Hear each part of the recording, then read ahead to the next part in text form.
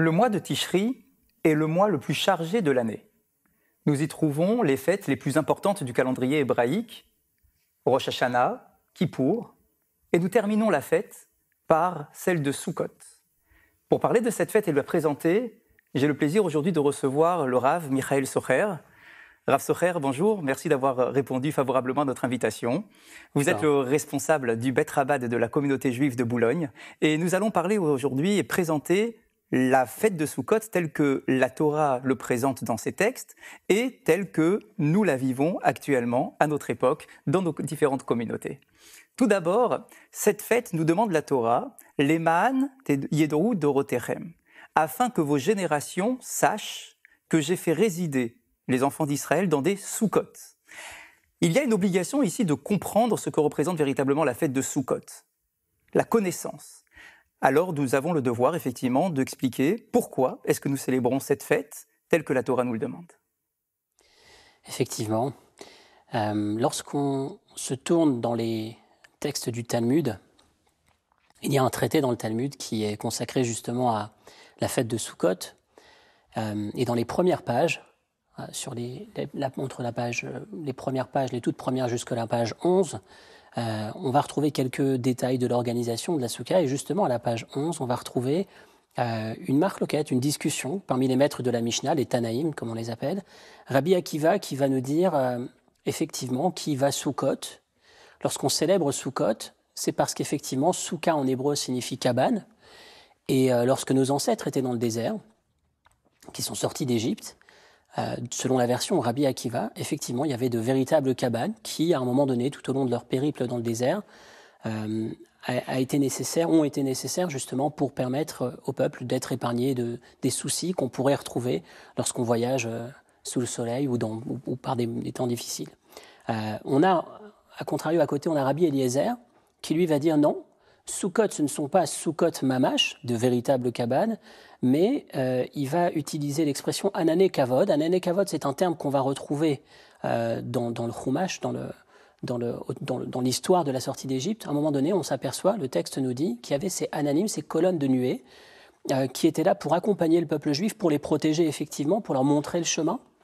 Il y en avait des quatre côtés pour les protéger de tout ce qui pouvait les déranger sur le chemin. Il y en avait une au-dessus qui protégeait de ce qui pouvait arriver du haut, en particulier la chaleur.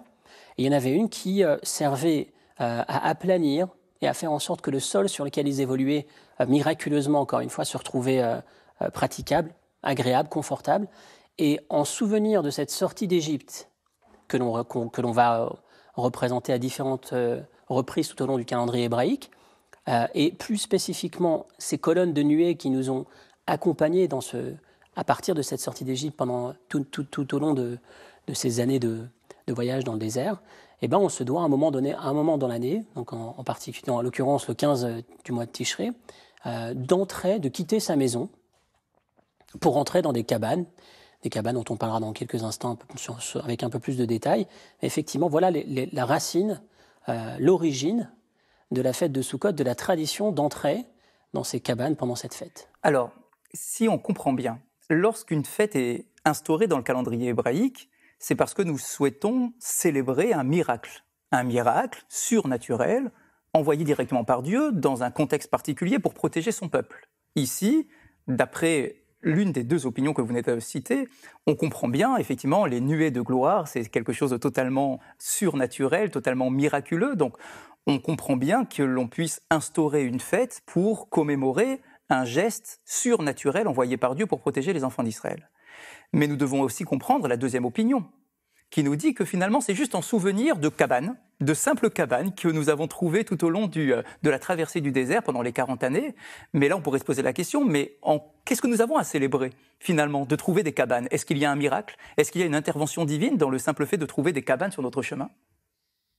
C'est une très bonne question et en fait cette question nous renvoie à une approche plus générale, plus globale qu'on va retrouver dans le judaïsme. Je vais m'éloigner un tout petit instant de la fête de Sukkot.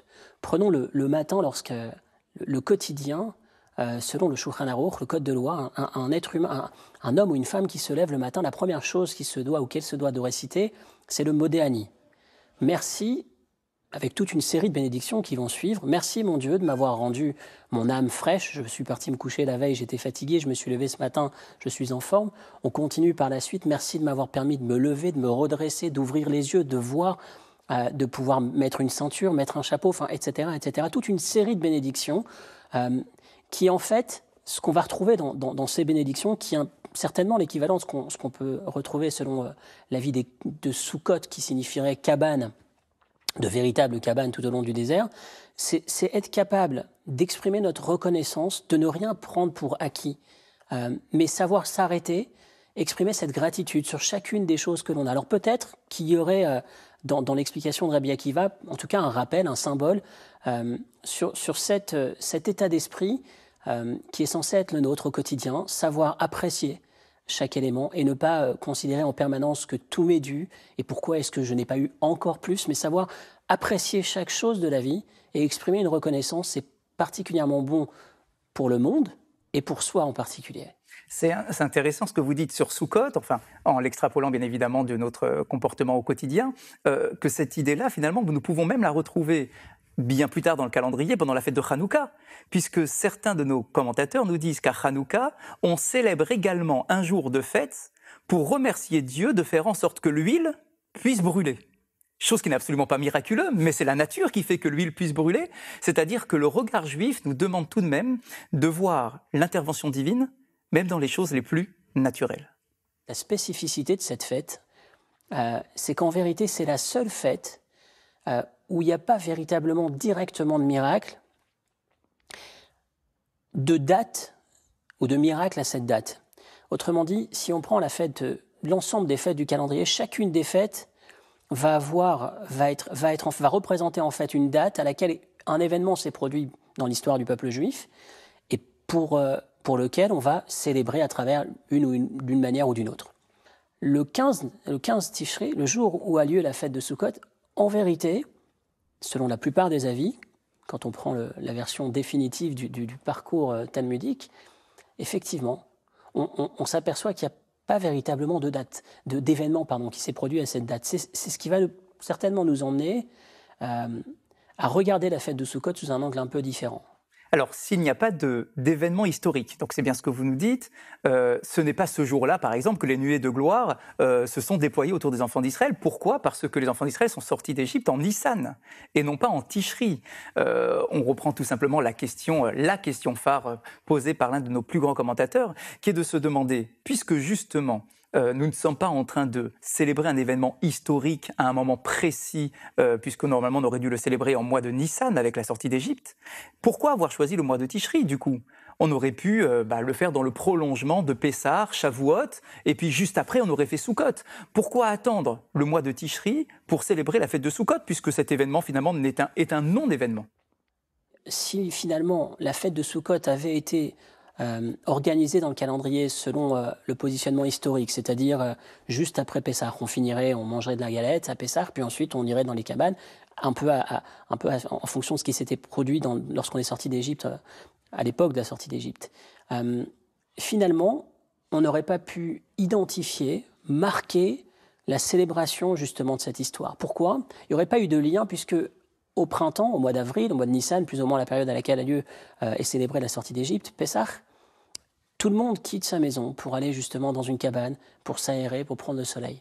Donc si nous étions sortis, si la tradition aurait instauré que finalement à la sortie de Pessah, nous allions dans des cabanes pour célébrer ces colonnes de nuée, cette protection miraculeuse, divine en rapport avec la sortie d'Égypte, et bien finalement, on n'aurait pas pu constater quoi que ce soit en lien avec l'événement. Alors que lorsqu'on le fait au mois de Tishri, c'est-à-dire on est en train de quitter l'été, on arrive sur l'automne, il fait moche, et c'est justement la période à laquelle ceux qui étaient dehors entrent. Tous ceux qui étaient dans les cabanes commencent à entrer chez eux puisqu'il fait moche. En tout cas, le climat est moins bon, on change de saison, et c'est à cet instant où justement la Torah nous dit il est temps de sortir, c'est le moment de sortir pour marquer cette sortie dans la cabane, vers les cabanes, comme étant spécialement une mention, un rappel de cette sortie d'Égypte, et pas simplement une sortie par confort qui serait totalement déconnectée de l'histoire. Donc nous voyons qu'en décidant, en fixant cette fête au mois de Tishri, nous marquons par là le fait que lorsque nous allons dans la soukha, dans la cabane, nous ne le faisons pas pour notre propre plaisir, mais tout simplement pour réaliser une volonté divine qui est donnée par la Torah. Très bien. Mais du coup, pourquoi en Tishri? Pourquoi ça tombe un peu comme un cheveu comme sur la soupe. On a Rosh Hashanah, Kippour, des fêtes rigoureuses. Le Nouvel An, dans l'approche juive, le jour du Grand Pardon, et la fête de Sukkot, qui est une fête de joie, comme nous l'appelons dans la tradition. Pourquoi avoir décidé volontairement d'avoir juxtaposé la fête de Sukkot à la fête de Rosh Hashanah et de Kippour? Pourquoi pas un autre mois de l'hiver? D'accord, on a compris l'hiver. Mais pourquoi pas un autre mois? Pourquoi celui de Tishri? Effectivement, la question que vous posez a été soulevée par différents commentateurs qui s'interrogent sur le fait que cette fête soit théoriquement complètement déplacée. Déplacée parce qu'on est en plein dans la période du mois du jugement, le jugement qui est censé être scellé à Hoshana Rabbah, donc juste après, en fin de fête de Sukkot. On vient de quitter Rosh Hashanah et Kippour, jour très sérieux, redoutable, où on implore Dieu, on est jugé, on implore Dieu pour obtenir le pardon et avoir une année avec la santé et tout ce dont on peut avoir besoin pour vivre cette année. Et en plein milieu, il y a cette fête qui intervient, qui effectivement nous interpelle. Pourquoi se réjouir alors qu'on est en plein procès, d'une certaine manière? Et c'est ce qui va nous pousser, si vous le permettez, à aller vers une dimension un peu plus profonde, un sens plus profond qu'on va retrouver tout au long de cette fête de Sukkot. Alors, on va s'arrêter principalement sur la soukha, mais effectivement, dans la fête de Sukkot, il n'y a pas que la soukha, il y a aussi les 4 espèces qui sont secouées, mais on va s'apercevoir qu'on va retrouver ce thème, un thème qu'on peut retrouver sur l'ensemble du mois de Tishri, depuis Rosh Hashanah jusqu'à Simchat Torah, mais qu'on va retrouver en particulier sur la fête de Sukkot et dans la représentation de la cabane, de la soukha dans laquelle on va entrer. Alors justement, avant d'aller plus loin, je voudrais juste rappeler à nos téléspectateurs que pendant la semaine de Sukkot, la Torah nous ordonne d'abandonner nos demeures habituelles, agréables, confortables, pour aller vivre sous une soukha, une cabane. Lorsque je dis vivre, ce n'est pas simplement y passer quelques minutes, quelques instants, mais dans l'idéal, c'est d'y prendre nos repas, de dormir dans la soukha, de vivre dans la soukha, c'est-à-dire d'étudier, de prendre du bon temps dans la soukha. Donc on voit bien ici que la soukha, c'est la mitzvah, le commandement phare de cette fête. Et donc maintenant, nous pouvons effectivement essayer de donner du sens à ce commandement. Nos maîtres vont nous dire, alors l'inspiration principale de cet enseignement, c'est le Harizal, le rabbi Yitzhak Luria du XVIe siècle, qui va nous dire finalement, en reprenant un des textes du Shir HaShirim, c'est un texte dans lequel le verset dit « Semolo tachat leroshi, vimino techa bekeni ». Littéralement, c'est une relation entre... On sait que tout le cantique des cantiques illustre, exprime, représente la relation qui existe entre Dieu et son peuple. Et donc, Semolo tachat leroshi, donc c'est le peuple juif qui raconte la relation qu'il entretient avec Dieu, les marques d'amour qu'il peut avoir. Et Semolo, son bras gauche se trouve sous ma tête, Vimino, et par sa droite, Techa Bekeni, elle m'enlacera. Sa main droite, avec sa main droite, il m'enlacera. Et le Harizal va nous dire que finalement, ce verset, ces 2 parties, la partie gauche et la partie droite, représentent la structure du mois de Tishri. Dans la mystique, on sait que, de manière générale, le côté gauche représente la rigueur, une forme de sévérité, la crainte, alors que le côté droit est plutôt l'amour, l'expression de l'amour, de la générosité et de l'ouverture. Et donc, on va se retrouver avec Semolo, la première partie des fêtes de Tishri. Rosh Hashanah et Kippour est représentée par cette image du côté gauche. Effectivement, on est dans l'expression de la crainte du respect, du recul, de l'analyse de soi, etc., dans cette prise de conscience de ce qu'on a pu faire dans l'année, ce qu'on prévoit de faire l'année à venir, le pardon, etc., etc. C'est la première partie, il n'y a pas beaucoup à développer. On est conscient, quand on entre dans une synagogue à Kippour, quand on entre pendant les Selichot, on ressent effectivement cette atmosphère de crainte. Là où c'est plus difficile, c'est de retrouver le côté droit. Alors effectivement, on sait que c'est plus joyeux, la fête de Sukkot, mais où est-ce qu'on va retrouver finalement l'expression de cet amour qui se manifeste à travers le fait d'être enlacé, par le côté droit certes, mais où est-ce qu'on est enlacé par Dieu pendant cette seconde partie du mois, pendant la fête de Tishri? Et entre parenthèses, il se trouve que le Chida, Rabbi Yosef David Azoulay, ce maître du XVIIIe siècle, qui va reprendre le mot soukha, les trois lettres qui composent le mot souka, le samer qui est une lettre fermée des quatre côtés, le kaf qui est fermé de trois côtés avec un côté ouvert, et puis le he qui aura donc deux barres en forme d'équerre, et puis ensuite ce petit bout de l'autre côté. Il va nous dire que ça représente les trois formats de souka tels que la halakha les préconise.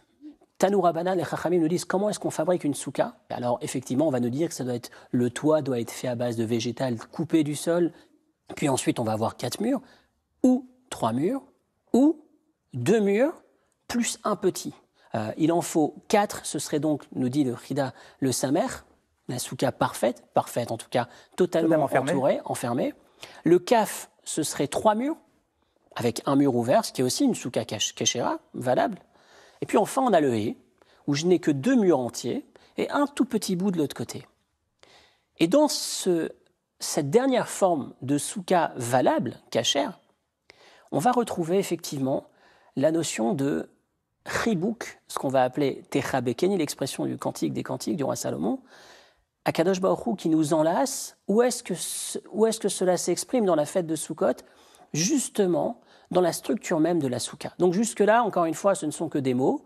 On va essayer de voir ou d'étudier ce qui se cache derrière ces mots. Mais dans un premier temps, déjà la structure de la souka représente le fait d'être enlacé. Et donc, selon le Harizal, ce serait l'expression de Dieu, d'Akadosh Baruch Hu, qui nous enlacerait pendant cette période de Sukkot. Alors, nous savons que dans l'approche juive, il y a 2 piliers qui sont essentiels. Il y a la crainte de Dieu et l'amour de Dieu. Et on a l'impression, d'après ce qu'on entend de vos propos, que la première partie du mois de Tishri vient nous présenter le premier pilier, la crainte vis-à-vis du jugement, du pardon, alors que nous passons finalement à la deuxième partie, qui est l'amour que Dieu peut manifester à notre égard. Vous savez, très souvent, il y a comme une idée reçue.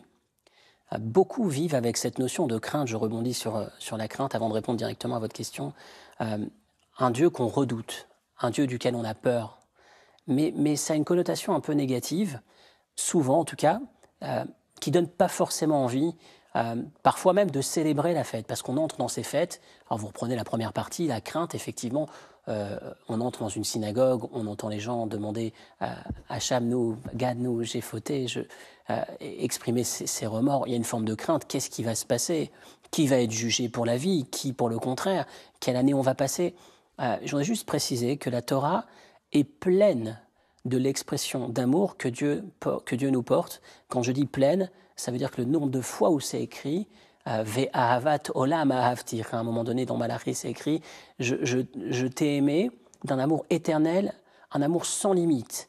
Le Baal Shem Tov va nous dire que l'amour que Dieu porte pour chacun et chacune d'entre nous est l'équivalent de ce que peuvent ressentir un couple qui n'a pas réussi à avoir d'enfant, mais qui n'a eu cet enfant que très tard, et l'amour qu'ils vont ressentir pour leur fils unique, ça n'est rien par rapport à l'amour que Dieu ressent pour chacun et chacune d'entre nous. J'insiste sur ce point parce que même si effectivement on va voir que dans la fête de Sukkot, c'est cet aspect qui se révèle plus précisément, mais en vérité, même quand on parle de crainte pendant Rosh Hashanah et Kippour, on va retrouver ce lien très fort qui exprime une forme d'amour. Alors notre attitude va être de le servir dans la crainte, mais l'amour est toujours présent, peu importe la période de l'année. Maintenant, effectivement, pour en revenir à ce que vous disiez, dans la fête de Sukkot en particulier, c'est ce qu'on va retrouver, c'est le sens de ce Techa Bekeni.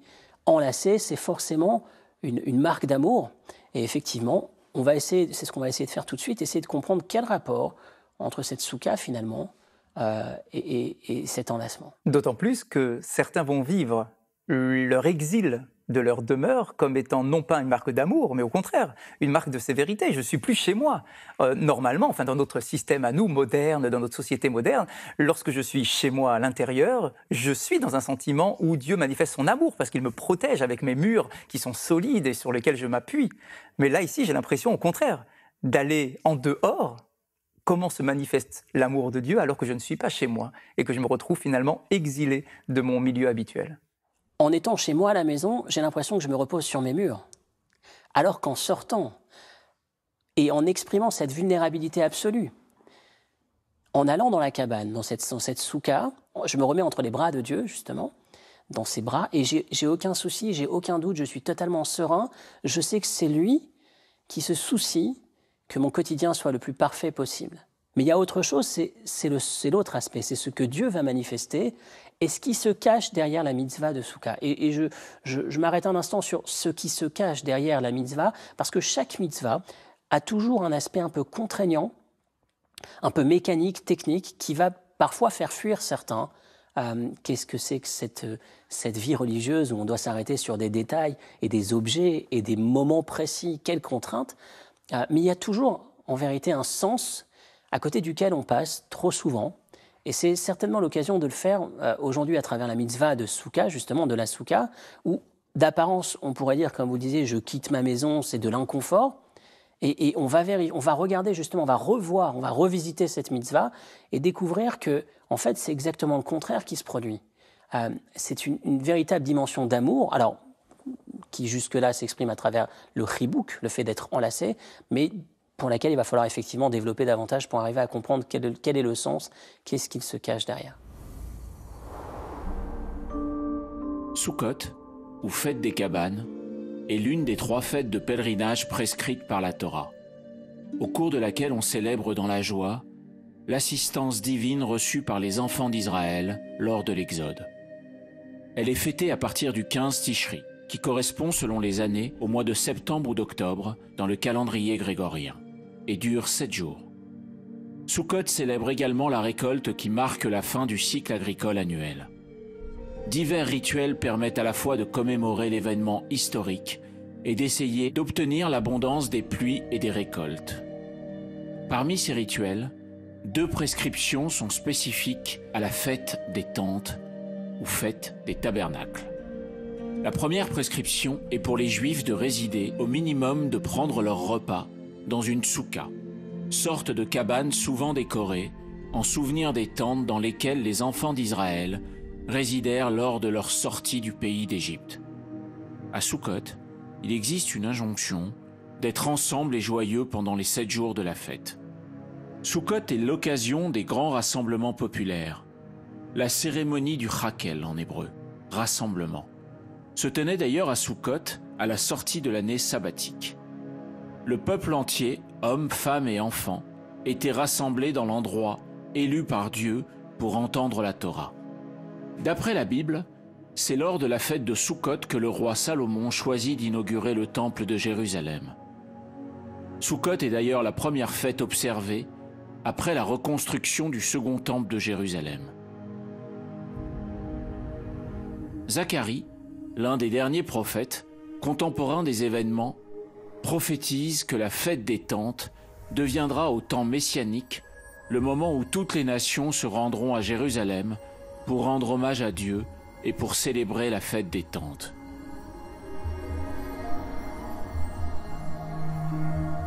La soukha est un lieu de résidence temporaire. On en commence la construction aux sorties du Yom Kippour. Il est souhaitable de la décorer. Son toit doit être construit dans un matériau organique, issu du sol, mais déconnecté de celui-ci. Il est de coutume de convier famille, amis ou voisins à partager un repas dans sa soukha. Ainsi, pendant Sukkot, les Juifs se déconnectent symboliquement de l'aspect matériel.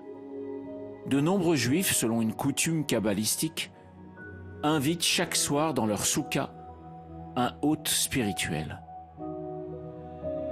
La seconde prescription de la fête de Sukkot est celle des 4 espèces végétales. Il est prescrit dans la Torah de prendre le premier jour de Sukkot un cédra, une palme de dattier, des branches de myrte et de saule, et de réaliser des processions en transportant ces espèces vers le temple de Jérusalem. Aujourd'hui, ces processions se font vers la synagogue. Ces 4 espèces symbolisent chacune des personnalités différentes en connaissance et en pratique. Une fois réunies, elles représentent l'ensemble du peuple juif. Selon la tradition rabbinique, Sukkot était à l'époque des temples de Jérusalem l'occasion de la cérémonie de la libation d'eau. L'eau, puisée à la source de Gihon, était versée sur l'autel avant d'obtenir la grâce divine pour les pluies. Elle était prétexte à de grandes réjouissances. Les fidèles effectuaient dans le temple des hakafot, ou circuits autour de l'autel des offrandes, avec des branches de saule redressées, en formulant des requêtes particulières pour une année de pluie abondante. Au 7e et dernier jour de Sukkot se tient Hoshana Rabbah, considéré comme le dernier des jours redoutables et la dernière occasion de se repentir avant que le jugement consigné par Dieu à Yom Kippour ne soit définitivement rendu. En ce jour, on procède à la lecture du livre de l'Ecclésiaste au cours de l'office du matin du Shabbat, texte sur la vanité de l'existence et le rappel que l'homme est appelé à rendre compte de tous ses actes devant Dieu. En Israël, le caractère agricole de la fête de Sukkot fut repris à son compte par le mouvement pionnier des kibboutz qui en fit un joyeux festival champêtre au cours duquel se multipliaient les danses folkloriques et les chants d'enfants. En plus de son caractère religieux, Sukkot est actuellement l'une des fêtes nationales en Israël et l'occasion de nombreuses sorties en famille.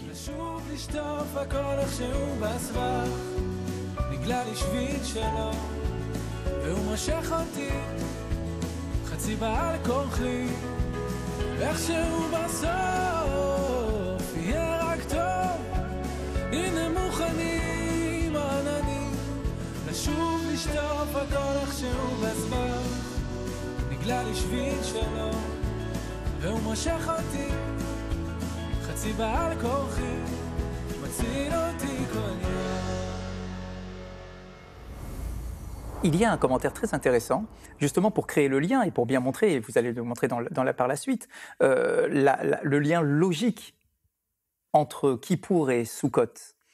J'ai lu un commentaire qui expliquait que lorsque le grand prêtre pénétrait à l'intérieur du Kodesh HaKodashim dans le Saint des Saints, avec son encensoir, et qu'il devait y rester tant que la fumée n'avait pas complètement rempli l'espace, eh bien ce commentaire nous disait que ces murs de fumée finalement qui étaient autour de lui symbolisaient les fameuses nuées de gloire qui vont être à l'origine de la fête de Sukkot. C'est-à-dire que déjà, en plein cœur de la fête de Kippour, on est en train de montrer que le but ultime de tout ce service de rigueur de Rosh Hashanah et Kippour, que le but ultime, c'est d'avoir une finalité avec la fête de Sukkot. Donc il nous faut absolument, effectivement, ressentir cette marque d'amour qui va être manifestée, puisque l'homme, finalement, a une espérance pour enfin se retrouver sous la soukha et avec cette protection divine. Il va falloir effectivement creuser sur ce qui se cache derrière cette idée, cette marque d'amour reprise du Shir HaShirim par l'expression Techa Bekeni. Qu'est-ce qu'il se cache finalement dans cette... Quel est l'amour particulier qui est censé être représenté par le fait d'être enlacé? Et nos maîtres vont nous dire, en particulier Rabbi Shneur Zalman de Liadi, lorsqu'on souhaite exprimer son amour vis-à-vis d'une personne, que ce soit un ami, un proche, un conjoint, ou alors ses enfants, on va pouvoir le faire de 4 manières. La première, c'est de l'exprimer verbalement. On sait tous que entendre quelqu'un nous dire « je t'aime »,« je t'apprécie »,« j'apprécie ta finesse », peu importe, un enfant qui entend ça de ses parents, ça a un impact. Ça exprime effectivement une marque forte d'amour. Il y a un deuxième niveau, si on peut dire après l'expression verbale, ce serait le fait d'embrasser. Embrasser, toujours si on prend l'exemple des enfants, ça montre une expression d'amour un peu plus forte peut-être. Embrasser, c'est un niveau au-dessus, en tout cas une seconde manière. Il y a une troisième façon d'exprimer son amour, certainement plus fine et plus forte, c'est à travers un regard. L'amour qui va passer à travers ce regard, un regard perçant, un regard qui en dit long, justement parce qu'il y a énormément de choses, énormément d'émotions qui peuvent être transmises à travers un regard. Et puis enfin, quatrième façon de le faire, c'est de prendre la personne dans nos bras, de l'enlacer et de lui exprimer effectivement cet amour. La différence entre ces quatre manières, 4 moyens d'expression de cet amour, je dirais que dans un sens, il y a 3 d'un côté et le 4e de l'autre. On pourrait mettre du même côté le fait de l'exprimer verbalement, le fait de l'exprimer à travers un baiser ou un regard d'un côté. Les 3 ont en commun que finalement, lorsque j'exprime ces émotions, lorsque j'exprime ces sentiments, je m'adresse à la face de la personne qui se trouve en face de moi, à sa face. C'est-à-dire, la plupart du temps, je ne vais jamais dire à quelqu'un « je t'aime » retourne-toi, je voudrais te dire que je t'aime. C'est généralement, on le dit face à face. Lorsque j'embrasse pour exprimer mon amour, à nouveau, je le fais sur la face de l'individu en question. Lorsque je regarde, et lorsque je cherche à exprimer ces sentiments à travers un regard, j'ai forcément besoin de regarder l'autre, pas de regarder le dos finalement, c'est regarder ses yeux, regarder son visage. Alors que lorsqu'on enlace, bizarrement, et tout ça est longuement développé dans les textes du Pri Etzraïm attribué à l'élève du Harizal, dans la pensée du Harizal, quand il s'arrête sur le secret, il appelle ça Sod, le secret de l'enlacement de la soukha. Qu'est-ce qui se passe dans la soukha? Il dit finalement, lorsque j'enlace, la partie principale qui est concernée par mon geste, qui exprime ce sentiment, c'est le dos de la personne qui est en face de moi. Et en fait, quand on regarde l'âme du ribouk, l'âme de l'enlacement, c'est ce qui se cache derrière, c'est que les 3 premières manières représentent d'une certaine façon ce qu'on pourrait appeler un amour réciproque. Qu'est-ce que j'entends par un amour réciproque? Lorsque je dis à quelqu'un « je t'aime » et que je regarde son visage, je suis en train de laisser entendre « je t'aime, effectivement je t'aime, mais j'aime chez toi tes qualités ». Ce que le visage, la face de la personne représente ses qualités, ses spécificités. Le dos, généralement, lorsque vous regardez une personne de dos, vous n'êtes pas capable de déterminer qui il est. On sait pas, on reconnaît peu quelqu'un de dos. Généralement, on a besoin de le voir. Retourne-toi que je vois qui tu es. De loin, de dos, on ne peut pas reconnaître. Le dos de la personne représente, et le symbole, encore une fois, de cette partie de l'être de l'individu qui ne renvoie rien, qui n'est pas capable de rendre. Et donc, lorsque j'attrape le dos, lorsque j'exprime cet amour au niveau du dos, encore une fois, si on peut dire, je suis en train de dire, l'amour que je te porte n'est pas un amour réciproque, mais un amour inconditionnel. Je t'aime, quoi qu'il puisse y avoir en retour, même s'il n'y a rien, même si c'est le dos. Je t'aime parce que je t'aime, toi, pour toi, et pas pour ce que je retire. Et dans l'enlacement, justement, on va retrouver cet amour inconditionnel. Entre parenthèses, nous découvrirons, la science, aujourd'hui en parle beaucoup, combien est-ce qu'un enfant a besoin spécifiquement d'être enlacé, d'être touché, d'être pris dans les bras. Il y a des séries d'articles sur le nombre de bienfaits, sur la stabilité, sur la santé mentale et physique de cet enfant pour l'avenir. Et c'est cette marque d'affection qui va s'exprimer à travers l'enlacement, d'où l'importance, l'intérêt de le faire vis-à-vis de ses enfants. On apprend des choses en passant, l'importance de prendre conscience, de prendre le temps de le faire, de toucher et justement d'enlacer ses enfants. Maintenant, à partir de là, on a déjà commencé à toucher un mot sur la particularité du terme utilisé par le Cantique des Cantiques. Alors, on arrive à comprendre aussi, grâce à toute cette explication magnifique, que on va réaliser un commandement de la Torah simplement en mangeant, en dormant. Ça veut dire qu'en général, on manifeste notre amour vis-à-vis de Dieu en ayant des gestes entre guillemets religieux, c'est-à-dire je vais poser des téphilines, je vais fermer ma boutique pendant Shabbat, je vais m'efforcer d'aller manger kasher. Ce sont des gestes qui impliquent un effort de la part de l'individu. Et là, du coup, on comprend que lorsque je rentre sous la soukha, le simple fait d'être assis sous la soukha, je ne fais rien de spécial, je ne fais que vivre ma vie. Je suis assis autour d'une table avec des amis, en train de parler, de manger, de me mettre à dormir. Et finalement, Dieu vient montrer qu'il nous enlace dans notre quotidien. Et non pas simplement dans nos gestes religieux, dans la manifestation de nos gestes religieux. Et là, effectivement, c'est un côté qui est absolument révolutionnaire dans notre approche et dans notre lien vis-à-vis d'Akadosh Baruch Hu, vis-à-vis de Dieu, de ne pas imaginer qu'il ne nous prend en considération que lorsque je suis un gentil soldat qui réalise tous ces commandements, mais que même dans mon quotidien, il est là à mes côtés et en train de m'enlacer, même s'il y a les défauts, effectivement, de mon comportement du quotidien. C'est exactement là où va le texte du Harizal, parce que finalement, cette soukha qui a la forme, alors dans les mots du Harizal, Rabbi Yitzhak Luria, c'est de l'épaule jusqu'au coude, c'est mon premier mur de la soukha, du coude jusqu'au poignet, c'est mon deuxième mur de la soukha, et le tout petit mur, le troisième, ce serait ma main, donc je serais en train d'enlacer, la soukha Dieu est en train de m'enlacer. Et tout le développement qu'on vient de faire sur la particularité du fait d'être enlacé, le fait d'être enlacé, l'enlacement qui touche l'arrière, le dos, alors que les 3 premières façons, 3 premiers moyens d'expression, c'est la face.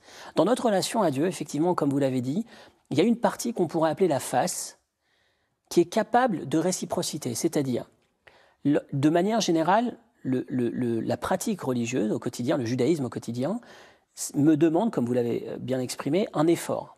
je dois prendre sur moi. C'est un peu comme cette face qui renvoie à quelque chose. Autrement dit, ce qu'on appelle mitzvah tout au long de l'année, c'est une action qui va demander de moi, de ma part, un effort. Je vais prendre sur mon ego. J'avais envie de dire une bêtise, je ne vais pas la dire. J'avais une pulsion, je vais travailler cette pulsion. Je vais travailler sur le sens et pas simplement vivre ma vie comme elle se présente. J'ai fourni un effort. En contrepartie, je me suis connecté à Dieu. Je me rapproche de Dieu. Ça, c'est la relation classique. Mais la fête de Souka, comme vous l'avez dit, c'est la seule mitzvah qui s'appelle mitzvah pendant 7 jours. Pendant 7 jours, ça s'appelle, qu'est-ce qui va s'appeler mitzvah? Quelle est la relation? Où est-ce que Dieu va considérer que ce que je suis en train de faire devient sacré, devient une mitzvah? Le cadeau, entre guillemets, qu'il est en train de me faire, c'est au travers de mon dos, finalement. C'est quoi mon dos? Le dos, dans ma relation à Dieu, c'est la partie qui est totalement déconnectée de la spiritualité. C'est manger, c'est boire, c'est m'amuser, c'est discuter, c'est dormir, c'est faire toutes ces actions qu'on appellerait profanes. Et donc, toute l'année, tout au long de l'année, une mitzvah implique de moi un investissement, ce qui serait semblable à la face. Alors que pendant Sukkot, comme vous l'avez si bien dit, et bizarrement, de manière tout à fait étonnante, il n'y a pas besoin de prier dans sa soukha, il n'y a pas besoin d'étudier pour que ce soit considéré mitzvah. C'est considéré mitzvah, donc action positive, action marquée, si on peut dire, par la sacralité de la mitzvah. Qu'est-ce qui s'appelle mitzvah? S'asseoir et discuter de la pluie et du beau temps, de ce qui me plaît avec un ami. Ça ne veut pas dire qu'on ne peut pas aussi prier et étudier, mais en tout cas, tout devient mitzvah. Et c'est là où on va trouver le rapprochement entre le fait d'être enlacé qui touche le dos, enlacé qui exprime cet amour inconditionnel, même s'il n'y a absolument aucune réciprocité. Et effectivement, la soukha, c'est cet aspect de ma vie dans lequel il n'y a aucun lien avec Dieu, il n'y a pas de spiritualité, on est totalement dans la matérialité, dans le profit, entre guillemets, qui touche plus à l'aspect du corps que de l'âme. Et non, bizarrement, on entre dans cette soukha, et c'est ça qui va devenir précisément une mitzvah.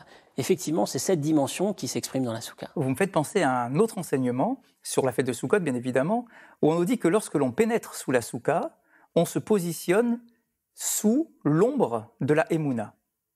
Et nos commentateurs posent la question, où est l'ombre de la Emouna? De quoi est-ce qu'il s'agit? Alors il y a toutes sortes de réponses, mais le mot Emouna, que nous avons l'habitude de traduire par la confiance, la foi en Dieu, nos maîtres nous disent que la racine de ce mot est une racine avec 2 lettres. Aleph Mem, M, la maman, la mère. Parce que finalement, un enfant qui se blottit dans les bras de sa mère a une confiance aveugle en sa mère. Et bien finalement, quand on se pénètre sous la soukha, on est enlacé par Akadosh Baruch Hu, on est enlacé par Dieu, et on comprend comme un enfant dans les bras de sa mère que quoi qu'il arrive, quelles que soient les péripéties de l'histoire du peuple d'Israël, eh bien il y aura toujours ce bras qui viendra nous porter et qui ne nous lâchera finalement jamais si nous sommes en mesure effectivement de le ressentir. Effectivement. On retrouve, ce serait peut-être le parallèle avec la première explication de tout à l'heure sur quitter ces murs en dur pour aller se rendre vulnérable, mais en même temps exprimer, ressentir cet amour. Mais il y a toujours cette même relation. J'ai la possibilité, en donnant du sens à ces instants dits profanes, en allant travailler, en développant mon entreprise ou mon occupation quotidienne, en ayant à l'esprit que tout ce que je vais faire est censé m'emmener vers l'objectif de me permettre de réaliser ma vie selon le projet du Créateur, ce pourquoi je suis descendu sur Terre, ça donne un sens, ça donne une valeur, une dimension plus élevée à l'ensemble de mon quotidien, ça le rend sacré. C'est l'expression du texte « V'chol ma'asecha iyu leshem shamaim » ou « Bechol derachecha daeu » toutes tes actions pour le nom du ciel, ou alors « connais-le dans tous tes chemins, dans toutes tes voies », c'est prendre conscience que le judaïsme, c'est effectivement la possibilité qui nous est donnée à l'ensemble de nos entreprises quotidiennes qui sont supposées profanes, que l'on a tendance à mettre de côté comme étant déconnectées de Dieu, comme n'ayant aucun contact avec Dieu, finalement considérer que c'est au travers de cela aussi, et peut-être même pour la plupart d'entre nous, c'est la majeure partie de notre vie, la partie principale de notre existence, qu'on se réalise en tant que juif. Et finalement, pour toujours recréer le lien entre Kippour et Soukhot, toujours, regardons, la journée de Kippour, on se détache de tout.